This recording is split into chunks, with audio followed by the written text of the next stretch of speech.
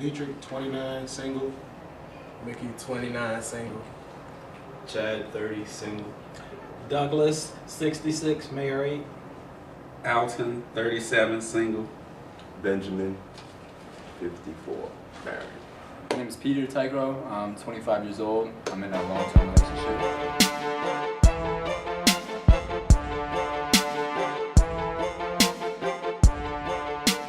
So how do you guys feel, especially for the single guys, that translates with dating? As far as I know, you talked about like covering bills and everything once you're in a marriage and a serious relationship, but like who pays on the dates? Should a woman offer to pay? Should the guy always pay? Like what do you guys feel about that? Because I get in a lot of discussions with my girlfriends and everything like that. So what do the single guys feel about If I invite you somewhere, I expect to pay. If you invite me, I expect you to pay. I feel the same, but if you invite me, I expect us to. Or a method that I've used, if I pay, I might look at my day and say, well, do you mind covering the tip? Yeah. You know, something like that.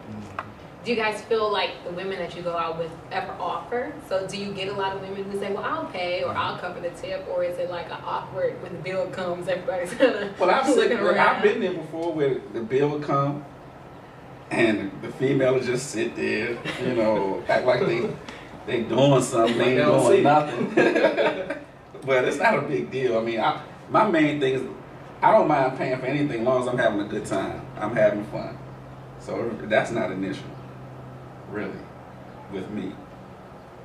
I don't mind paying at all. If I ask you out, like you said, I'm gonna pay. Mm-hmm. And even if you ask me out, most of the times, just from how I was raised, I'm gonna be paying anyway. Now, I think it's a nice gesture sometimes if we've gone out numerous times for you to say you got it. But I'm probably Gotta be numerous. Numerous is two times. Okay. That's more than one. Yeah, I'm with you. So we went out our second, third time. Well, if you reach for it, just me being me, I'm probably gonna pay anyway. But if I think that's a good gesture for women. Sometimes I'm gonna let you pay anyway, or we might go Dutch, like you were saying, or you know, the tip, something like that. But I think sometimes certain groups of women, sometimes they think they don't have to pay or they shouldn't pay. And I think that's where we get off on the wrong foot sometimes. Sometimes, you know, it's nice for y'all to step out there, hey, I got it, or this and that, especially when you're inviting or we've done it over and over again. This is strange because there are bad representations in both of our species. So, I mean, you never know what you're getting when you meet someone. You never know. It's a gamble. And that's why a lot of something that you always run into some of those females, like you said, it always varies depending on the personality. Because sometimes they will say, and they want to be independent. They're gonna tell you, hey, because some of them think, well, you know, if he pays, he expects something from me because he's paying. Whereas you know, with me, I just feel like, especially in the beginning, like they like to be independent, and they'll say, well, I'm gonna pay that, and then we're going, and then all this thing is shared equal and equal, but maybe like you said, over time, sometimes after they get to know each other and define their relationship as to, okay, we're going beyond just the dating, and somebody's gonna make a move and say who's gonna become a boyfriend, girlfriend kind of thing. Then they start saying, well, maybe then he should be paying then, because we're entering another stage in our relationship. I think if she asks to go out a lot and she never want to pay, it won't be going out. That's a problem. You know what I'm saying? Like I said, I don't mind the Dutch thing, but being single, you know, a lot of people, I would imagine, male included, when you go out to places, you get to see people's manners, you get to see certain things, and sometimes that just make me not even want to pay a loan right there. You know, I know I'm serious. Like I always bring this up. My friends think it's funny, but I went out to Ruth Chris, and people really, a lot of people don't understand what a la carte means. You know, people get there and they want to order everything for themselves. You know, they don't understand that the side that's coming out is enough for two. You know what I mean? So they want to order the sweet potatoes, the spinach, and everything else for themselves. And like, well, I don't want that. Let's compromise, right? And then we right back there, but we're just meeting, right? Well, no, I don't want that. Won't you get this? and don't have no plan in the world to pay or tip. See? You know, but I think that happens too often with at least younger women. You know, between 21 and 31, it happens too often. I'm serious. Too often where they feel like that's all right. That's not all right to me. That's not all right.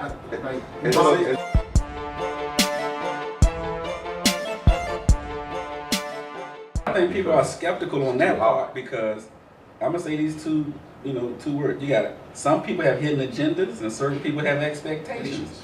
So that's why when you go out on a date, she might be thinking something gonna go down after this, that, and the other. She might be thinking. I mean, if you understand what I'm saying, it's Glad I ain't got a date. I mean, certain people expect certain things. Certain people have hidden agendas. That's just a part of the dating game. I mean, that's a part of the game. Maybe some of my young guys have something about this emotional baggage. I see you not talking about that. I know men don't like to talk about emotional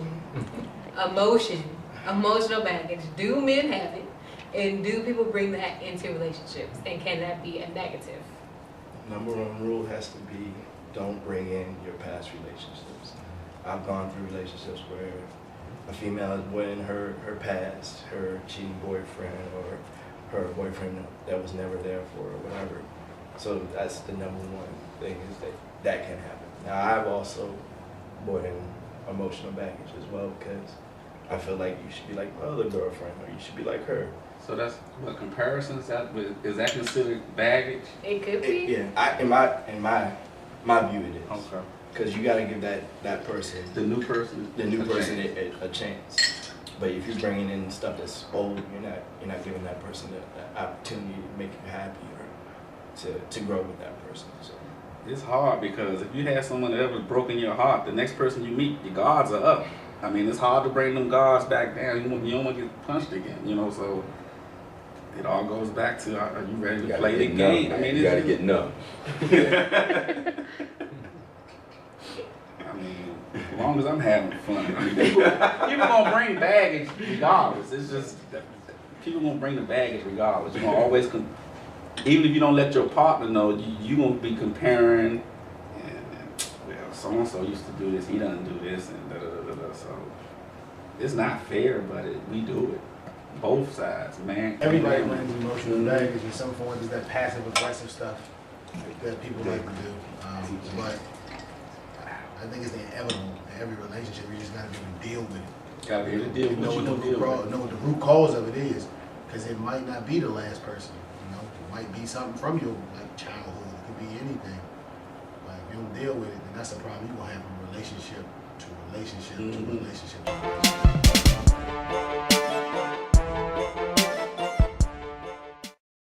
So do you guys think that a lot of the issues with dating these days come from everybody not being as honest with communication from the very start? There are some people who date just for the fun of it. Like, I'm just going to date, and I'm going to date, and I'm going to date as many guys as possible or as many women as possible. I'm not really down to have anything serious right now.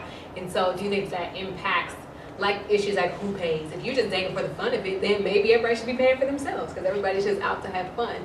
Or do you guys think that a lack of communication from the very beginning has a lot to do with issues in dating? And I think of a lot of it still a lack of communication as to what this relationship is supposed to be. Like you said, are you just having a good time while you're dating, or does the male sitting there thinking, well, I'm just going on a date, but then this female next to me might have expectations about what's going beyond this date or this date.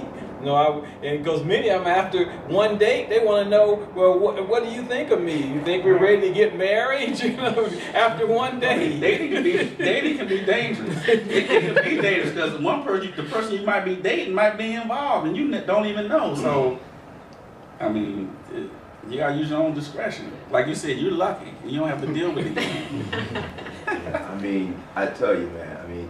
Just like I said, reading his book, I said, wow, women have to go through. It's like a checklist when you read the book and you kind of see all these things you do and don't do. It's like, man, it just makes it really hard. But I guess, like you said, everybody has a different agenda and a different expectation. You know. Having a girlfriend is expensive. I'm serious. Dating and having a girl, it's expensive. It's hard to juggle I don't see how people do it. Juggle 2 and 3 different relationships. It's not, it can't be easy. Somebody's gonna be hurt. Well, Say Chris Holidays, somebody's out. Say it's just 3. 2 out of the 3 are short. They you know, you can't. It's 24 hours in a day. They after text. It's only 24 hours in a day. Well, I think that's you nailed it. That's a great question. I think that should be asked early when you meet somebody. What are your intentions, or what are our intentions with Give your application. with one another? Right, what are our intentions? Are we just dating? I mean, you know, it's about the communication is critical. It's key.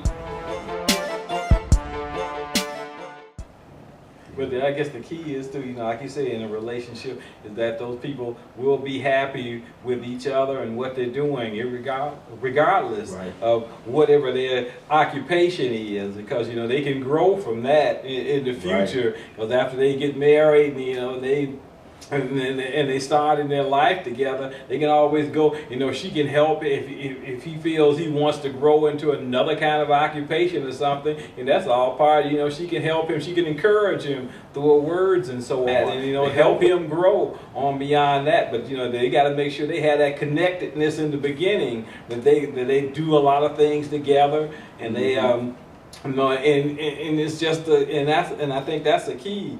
Regardless of what you know, what occupation or whatever like that. I want to just take some time to thank you all.